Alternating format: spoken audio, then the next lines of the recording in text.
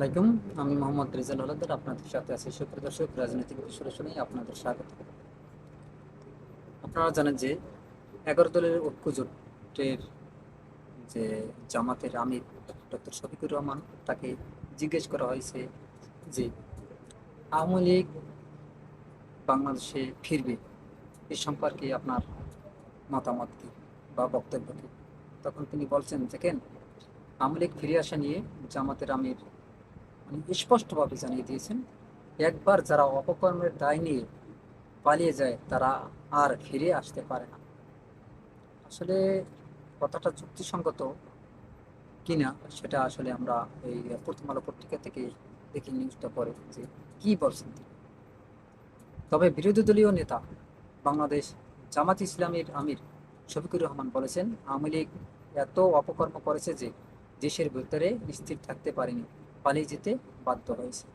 দুনিয়ার ইতিহাস হলো, একবার যারা অপকর্মের দায় নিয়ে পালিয়ে যায় তারা আর ফিরতে বা ফিরে আসতে পারে না। দেখেন, সম্পর্কে একটা কথা আমার না বললেই নয়, যে তবে তারা ফিরতে পারবে কিনা সেটা আমি জানি না, বা ফিরবে কিনা, এতটা দুঃসহ তাদের হবে কিনা। তবে আমার মনে হয় তারা ডিসেম্বরের কথা বলছে না, ডিসেম্বরে ফিরতে পারবে না, আবার ফিরতে পারতো যদি তারা মানে যে অপকর্মগুলো করছে। যেহেতু ছাত্র জনতার কোনো অভ্যুত্থানে 2024 সালে তাদের পতন হয়েছে, এই পতনের পর হয়তো বা একটু স্থিতিশীল হওয়ার পর যদি ভিডিও কনফারেন্স করে বলতো সব দেশের মানুষের কাছে যে দেখেন, আমরা যা করেছি আসলে ভুলবশত কাজগুলো হয়ে গেছে বা ভুল করেছে, এই জন্য আমি জাতির কাছে ক্ষমা চাই, এরকম একটা যদি বিবৃতি দিত বা তাহলে কিন্তু খুব সুন্দর হতো। কারণ এই যে পতনটা ঘটিয়েছে কিন্তু আওয়ামী লীগের লোকে ছিল ভাই, শুধু আপনার ওই যে বিএনপি জামাত জামাত বা বিএনপি এনসিপি এরা ছিল না, আওয়ামী লীগও ছিল। কিছু কিছু আওয়ামী লীগের লোক মানে একদম প্রতিষ্ঠিত হয়ে গেছে। একটা ফেসবুক পোস্ট দিতে পারবে না, ডিজিটাল লাইনে নিয়ে তাদেরকে জেলে পর্বে গুম করে, মানে তাদের মেরে তার লাশ কোথায় ফেলে দেবে কোনো ঠিক ঠিকানা নাই। তারপর হচ্ছে মনে করেন আয়নাঘরে বছরের পর বছর নির্যাতন করা হতো। এমনকি আয়নাঘরের কাহিনী শুনছি যে কিছু কিছু মানে যারা মানে ছিল, আয়নাঘরে ছিল, বলছে ভাই এর চেয়ে আমাদের মেরে ফেলে, এতটা কষ্ট দেন কেন, এতটা মানে মানসিক চাপ তাদের ভিতর ছিল। অতএব তারা যে এই অপকর্মর পরও মানে তারা যে ফিরতে পারবে কিনা সেটা কিন্তু একটা সন্দেহের বিষয়। দেখেন, এই সম্পর্কে আপনার সালাউদ্দিন আহমেদ অর্থাৎ মাননীয় স্বরাষ্ট্রমন্ত্রী কি বলছে, দেখেন কথাটা শুনুন। জাতীয় সংসদে বিরোধী দল সরকারি দল আমরা বাহাস করব, কিন্তু যখন সওয়াল আওয়ামী লীগের আসবে তখন আমরা সমগ্র জাতি এক। আমি মুক্তিযুদ্ধ মন্ত্রণালয়কে অনুরোধ করব, যারা আহত হয়েছেন, কর্ম করে খেতে পারবেন, তাদের বিবেচনা একটা ক্লাস করতে হবে। আর যারা এমন আহত হয়েছেন যে জীবনের জন্য বেকার হয়ে গেছেন, কিছুই করতে পারবে না, তাদের জন্য একটা ক্যাটাগরি করতে হবে। তারা যেমন দুই যুগে যুদ্ধ হয়েছে, যেই শহীদ জননী বক্তব্য দিয়ে গিয়েছেন তার আকুতি আপনাদের শুনতে হবে। সবাই একই রকম ক্ষতিগ্রস্ত না। আমিও পার্লামেন্টে আপনাদের পক্ষে জবাব দিয়েছিলাম, ক, খ এবং গ শ্রেণীর অন্তর্ভুক্ত করে শহীদ, বেশি আহত এবং কম আহত, এইভাবে আপনারা পরীক্ষা করে দেখবেন। যারা তালিকাভুক্ত হতে পারে নাই সেটা অবশ্যই আমাদেরকে তালিকাভুক্ত করতে হবে। আমি সবাইকে অনুরোধ করব যারা বলছেন আওয়ামী লীগের রাজনৈতিক দল হিসাবে বিচার পরিচালনা করতে হবে, সেটা তো আমার বক্তব্য ছিল 2025-এর 5ই ফেব্রুয়ারি প্রথম আমি এই দাবি তুলি প্রেস ক্লাবে। এখনো অডিও ভিডিও সব পাওয়া যায়।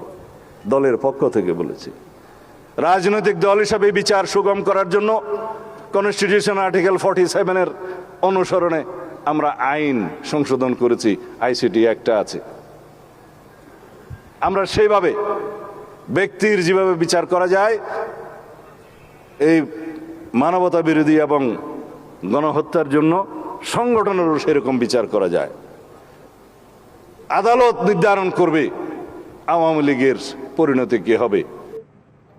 যে মাননীয় স্বরাষ্ট্রমন্ত্রী যেহেতু এই কথা বলছে যে যখন প্রসঙ্গ হবে আওয়ামী লীগ, তখন আমরা সরকার দল বিরোধী দল আমরা বুঝি না, আমরা সবাই একত্রিত হয়েছে। সংসদে দেখা যাবে আমরা বিরোধী দল সরকারি দল বাহিস করব, কিন্তু আওয়ামী লীগের আহ, নামে মানে এই নাম আসলেই আমরা সবাই একত্রিত। তার মানে কি বুঝতে পারেন? এই তারা যে আসবে সুষ্ঠুভাবে কিভাবে সম্ভব না আমার মনে হয়। যাই হোক, এটা হয়তো বা কারো খারাপও লাগতে পারে, তবে ডক্টর শফিকুর রহমান এই একই কথা বলছেন, দেখছেন। তবে রোববার দুপুরে রাজধানীর কাকরাইলে institution of diploma engineers institution institution of diploma engineers Bangladesh IDEB মুক্তিযুদ্ধ হলে এক সেমিনারে প্রধান অতিথির বক্তব্যে শফিকুর রহমান এসব কথা বলেন। সিরাতুল নবী উপলক্ষে রাসূল সাল্লাল্লাহু আলাইহি সাল্লাম এর নীতি ও আদর্শ শীর্ষক সেমিনারে আয়োজন করে জাতীয় সিরাত উদযাপন কমিটি। একই সঙ্গে দিবসটি উপলক্ষে এক রচনা প্রতিযোগিতায় পুরস্কার বিতরণও করা হয়। জামায়াতের আমির শফিকুর রহমান বলেন, ২৪ সালে যে মানুষগুলো জেগে উঠছিল তারা সবাই মারা যায়নি, তারা ঘুমিয়েও পড়েনি, তারা সজাগ দৃষ্টিতে সবকিছু প্রত্যক্ষ করেছে। মূল যুদ্ধের আগে বাহিনী তৈরি হয়, তাদের কসরত করতে হয়, রিহার্সাল দিতে হয়, এরা যেন ২৪কে ফাইনাল যুদ্ধ মনে না করে। এটা ছিল ফাইনাল যুদ্ধের রিহার্সাল। ২০২৪ সালে গণ অভ্যুত্থানের পরে ধারণা করা হয়েছিল যুগ যুগ ধরে জমা ফেসিবাদের আবর্জনা পরিষ্কার হয়ে যাবে। উল্লেখ করে শফিকুর রহমান বলেন, কিন্তু আবর্জনা পরিষ্কার হয়নি এবং আরও বেড়েছে। ফেসিবাদ কোনো নির্দিষ্ট দলের সঙ্গে যায় না, এটি সংক্রামক ব্যাধি। এই ভাইরাস যার উপর ভর করে সেই ফেসিবাদী হয়ে ওঠে। সবাইকে জুলাই জাদুঘর দেখার আহ্বান জানিয়ে জামায়াতের আমির বলেন, দেশে অমানবিকভাবে আয়নাঘর তৈরি করা হয়েছিল, জুলাই স্মৃতি জাদুঘর এর কমিটি ডামি রূপ দেখা যাবে, বাস্তব রূপ ছিল এর চেয়েও কঠিন। তিনি আরো বলেন, অন্তর্বর্তী সরকারের সময় জাতির দুঃসময়ের দুঃখের ঘটনাগুলোকে এই জাদুঘরে তুলে ধরা হয়েছিল, কিন্তু নির্বাচিত সরকার ক্ষমতায় আসার পরে বিশেষ একটি দেশকে খুশি করার জন্য অনেক উদযাপন এখন থেকে গায়েব করে দেওয়া হয়েছে। অনেক নির্যাতিত মানুষের স্মৃতিচিহ্ন ও ছবি জাদুঘরে ছিল, একটি নির্দিষ্ট দলের স্মৃতি রেখে বাকিগুলো গায়েব করে ফেলা হয়েছে। ছাত্র শিবিরের সাবেক সভাপতি দেলাওয়ার হোসেন, যার ওপর ভয়াবহ নির্যাতন বিষয়ে আক্ষেপ করেছিল প্রধানমন্ত্রী খালেদা জিয়া, তার একটি স্মৃতিচিহ্ন ছিল, সেটিও গায়েব করা হয়েছে। ফেলানির স্মৃতি গায়েব করা হয়েছে। এটি ভালো লক্ষণ নয়। ক্ষমতায় এসে সবাই বলে ইতিহাস বিকৃত করা হয়েছে, কিন্তু এই পর্যন্ত বাংলাদেশের ইতিহাস হলো সবাই ইতিহাস বিকৃত নায়ক ছিল। এই অপকর্ম থেকে কেউ রেহাই বা বেরাতে পারেনি।